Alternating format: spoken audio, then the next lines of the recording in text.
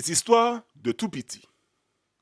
Le nom de notre histoire est Des compères et des mangos, écrite par Caroline Casimir Darius et contée par Grégory Wana en créole guadeloupéen. Ipati. Il y a bien longtemps, au temps où les bœufs pondaient des œufs et que les poules portaient leurs cornes, les iguanes étaient tout bleus et n'avaient pas un seul piquant sur le dos. En temps là ça, compé iguane, tenions bel jardin en bois là. Il y avait toutes sortes de mangues et chaque jour, son couille à la main, il s'y rendait en fredonnant. Ma bello, mi belle mango, ma bello, zip, zap, wabap, ma bello, mi belle mango, pour manger, zip, zap, wabap. Un jour bon matin, compère iguane sortit faire sa cueillette comme d'habitude. Et il n'en crut pas ses yeux. On lui avait volé ses mangues les plus jaunes et les plus juteuses. Tout pendant qu'il caplirait gros glos, il remarqua des empreintes de pas qu'il reconnut aussitôt. C'était son voisin, compère lapin. Mes amis, mi compère iguane levé fâché. Il était si en colère qu'un chapelet d'épines apparut instantanément de sa queue à sa tête. Au crépuscule, après avoir retrouvé son calme, l'iguane aspergea de somnifères tous les mangos mûrs.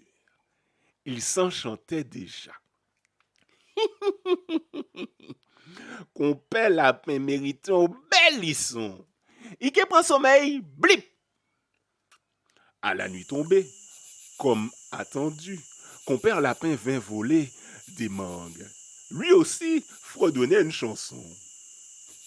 C'est compère iguane qui tini pli belle mango. C'est compère iguane qui tini pli belle mango. Mango à iguane, c'est volé, manqué volé. Mango à iguane, c'est volé, manqué volé. Au lever du jour, l'iguane courut aussi vite qu'il put à la rencontre du voleur endormi.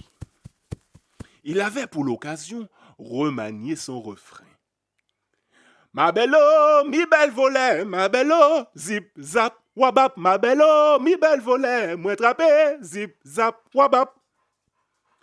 Mais son chant s'arrêta net, car sous le manguier, pas une seule trace du voleur.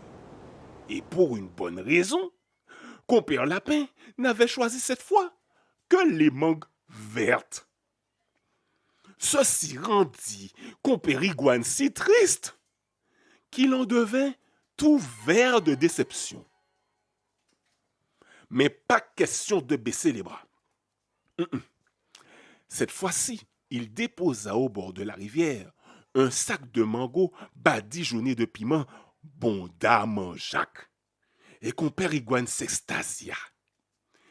Les qui mangé mango là, toute bouche est pris d'y fait.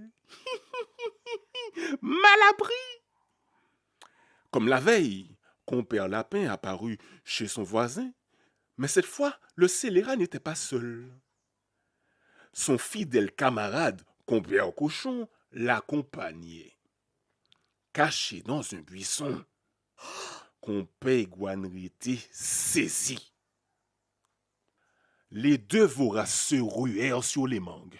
Plus rapide, compère lapin fut le premier à se régaler. Il voulait garder pour lui les plus grosses et les plus sucrées. Compère, pas manger toute mango là, supplia compère cochon. Ah, mon cher, premier rivier, premier servi, répliqua compère lapin. C'est alors que compère lapin sentit son boudin gargouiller. Djougou, djougou, djougou. Ses joues sont devenues rouges et d'un coup, Bouah! Il crachait du feu. Compère cochon, qui était tout près, prend tout du feu là. Il était grillé. Derrière tout faisait blanc. Compère iguane, pépa qu'un bien encore. Il rit tellement fort qu'au compère lapin sursauta et fit un sacré bond. Fiou! Les virés descendent, il tombait si dans boc.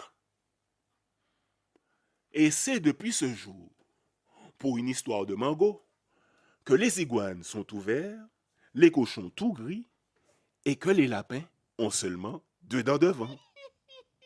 Il prit fin.